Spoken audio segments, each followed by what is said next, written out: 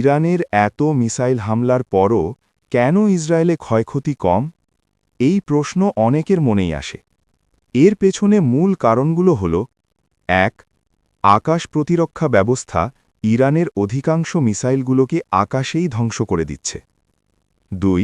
ইসরায়েলের আইন অনুযায়ী প্রতিটি বাড়ির নিচে সুরক্ষিত বাংকার এবং ফ্ল্যাটে সুরক্ষিত কক্ষ থাকা বাধ্যতামূলক।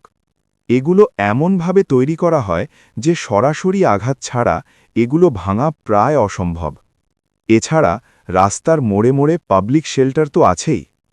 তাছাড়া তাদের রাডার সিস্টেম এতটাই উন্নত যে মিসাইল আসার অনেক আগেই নাগরিকদের ফোনে অ্যালার্ট চলে যায়। ফলে সবাই নিরাপদ আশ্রয়ে যাওয়ার জন্য পর্যাপ্ত সময় পায়। তারা এই প্রস্তুতি একদিনে নেয়নি।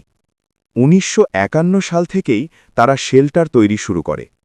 অর্থাৎ গত ৬০-৭০ বছর ধরে তারা মাটির নিচে এবং উপরে এক দুর্ভেদ্য প্রতিরক্ষা দেওয়াল তৈরি করেছে। তাহলে বুঝুন, পৃথিবীতে দীর্ঘ সময় দেশহীন থাকা এই জাতিটা প্রতারণা করে একটা দেশ দখল করার পর থেকে তাদের প্রতারণা চালিয়ে যাচ্ছে।